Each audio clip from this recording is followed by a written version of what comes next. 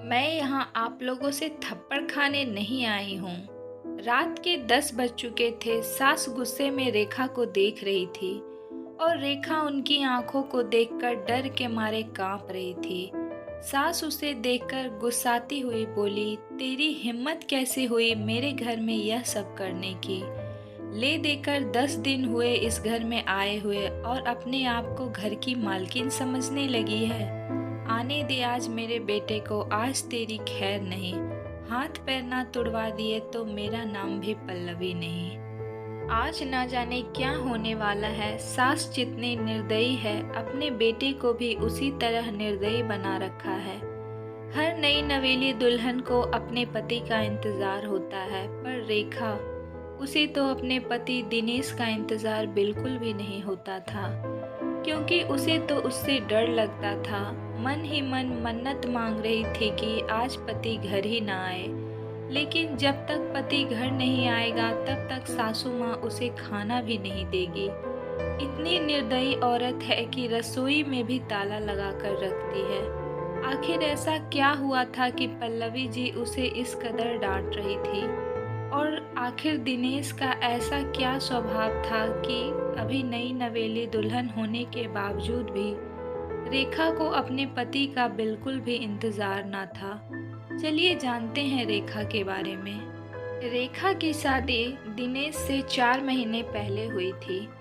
माता पिता तो थे नहीं। ग्रेजुएशन पूरा होते ही चाचा चाची ने ही उसकी शादी करवाई थी और फिर अपनी जिम्मेदारियों से मुंह मोड़ लिया था।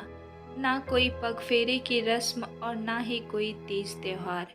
इधर ससुराल में ले देकर सास पल्लवी जी, पति दिनेश और एक ननद विद्या ही थी, जिसकी सगाई हो चुकी थी। छोटा परिवार था। एक प्यारी और शांतिपूर्ण गृहस्थी का सपना संजोए रेखा इस घर में आई थी। पर सपने तो सपने ही होते हैं, हमेशा सच नहीं होते हैं। शांतिपूर्ण गृहस्थी तो सपना ही बनकर रह गई। रेखा जहां 20 साल की थी, वहीं दिनेश पूरे 30 साल का। दोनों की उम्र में 10 साल का अंतर था। पल्लवी जी रेखा के लिए 10 नियम कायदे बना बैठी थी। सुबह 4 बजे उठकर पूरे घर की साफ सफाई करना, उसके बाद स्नान आदि करके रसोई में जाना, हमेशा मुंह पर घूंघट लिए रहना, सबको खाना खिलाए बगैर खाना ना खाना और भी ना जाने क्या क्या नियम। रेखा को उन नियमों को सख्ती से पालन करना होता था, पर अभी उसकी उम्र ही क्या थी। कई बार गलती भी हो जाती थी। अगर किसी दिन कोई चूक हो जाती तो उस दिन उसकी शामत आ जाती थी। उस पर हाथ उठाने से भी कोई पीछे नहीं रहता था घर में। यहाँ तक कि उससे 5 साल बड़ी ननद विद्या भी उस पर हाथ उठा देती थी। शादी के कुछ दिन बाद 10 बजे तक दिनेश घर नहीं आया था। रेखा को बहुत जोर से भूख लग रही थी, तो उसने अपने आप से खाना लेकर खाना शुरू कर दिया। अभी पहला निवाला मुंह में गया ही था कि इतने में पल्लवी जी ने देख लिया और चिल्लाना शुरू कर दिया।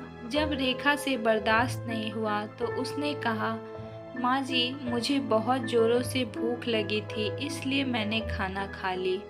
इससे पहले सासू माँ कुछ कहती, ननद विद्या ने आगे होकर रेखा के गाल पर थप्पड़ जड़ दिया। तुम्हारी हिम्मत कैसे हुई मेरी माँ से जवान लड़ाने की? अपने घर में क्या खाना नहीं मिलता था तुमको, जो भूख बर्दाश्त नहीं कर सकती थी? मेरा भाई तुम्हारा पति है, उसका इंतजार नहीं कर सकती थी? औरतें तो अपने पति के लिए क्या से क्या कर जाएं। इतने में सासू माँ भी बीच में ही बोली, रहने दे विद्या, क्या संस्कार सिखा रही है इसके? माँ बाप तो है नहीं और इसके चाचा चाची ने यह मिट्टी का ढेला हमारे माथे मढ़ दिया। रहने दे तू, मैं ही रसोई को ताला लगा देती हूँ, ना रहेगा बांस ना बजेगी बांसुरी। अपने आप ही एक तरफ चुपचाप बैठ जाएगी। कहते हुए सासू माँ ने वह लगी हुई थाली भी रसोई में ले जाकर रख दिया और रसोई को ताला लगा दिया। रेखा बस आंखों में आंसू लिए देखती ही रह गई। 2 घंटे बाद दिनेश घर आया। तब पल्लवी जी और विद्या ने खूब नमक मिर्ची लगाकर उसके सामने बात को परोसा और वह माँ का भक्त वह तो इतना गुस्से में आ गया कि उसने भी जाकर रेखा के गाल पर थप्पड़ लगा दिया। उस दिन उसे खाना तक नहीं मिला। अब आज का ही किस्सा ले लो। रेखा शाम का खाना बनाकर सास और ननद को खाना खिला रही थी। दोनों बाहर हॉल में बैठकर खाना खा रही थी। वहीं रेखा गरम गरम रोटियां सेक कर दोनों को परोस रही थी। आज सुबह सासू माँ ने सिर्फ 2 ही रोटी खाने को दी थी। इस कारण से रेखा को बहुत जोर से भूख लगी थी, पर दिनेश तो 10 बजे से पहले आने से रहा।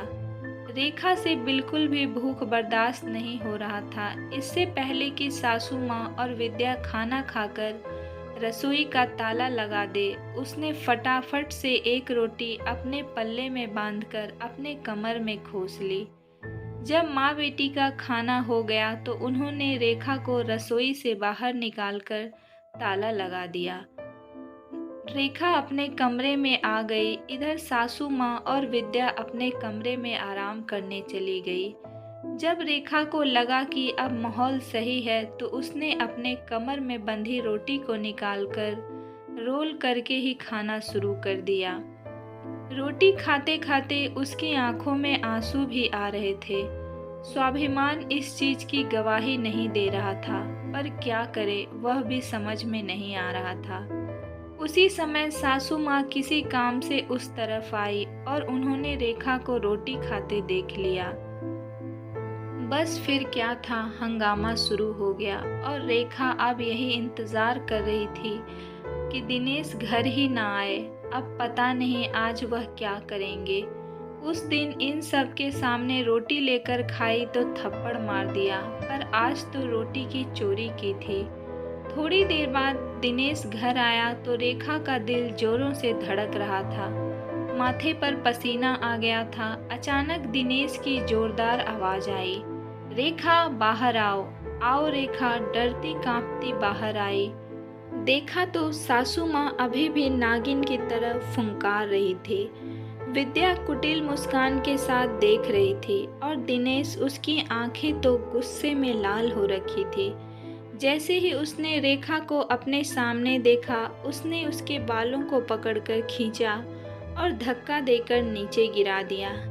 रेखा की बहुत जोर से चीख निकल गई, तेरी इतनी हिम्मत कि अपने ही घर में चोरी करती है, रुक तुझे मैं आज बताता हूँ। कहते कहते दिनेश ने अपनी बेल्ट निकाली और रेखा को मारना शुरू कर दिया। रेखा हाथ जोड़ती रही, लेकिन ना उसे तरस आया ना ही उस घर की औरतों को।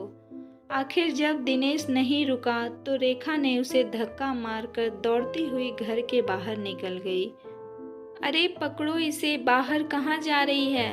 पल्लवी जी ने कहा तो दिनेश ने जवाब दिया, जाने दो माँ, कौन से उसके मायके वाले बैठे हैं जो उसे घर में बिठा लेंगे, अपने आप ही घूम फिर कर वापस आ जाएगी। तुम तो फटाफट मेरा खाना लगाओ, मुझे भूख लग रही है।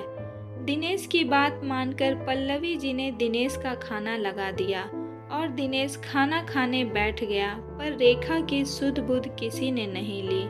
आखिर थोड़ी देर बाद रेखा वापस आई। उसे देखकर तीनों कुटिल मुस्कान के साथ सामने खड़े हो गए। वापस आ गई महारानी, क्या हुआ, मायके वालों ने जगह नहीं दी? पल्लवी जी ने ताना कसा।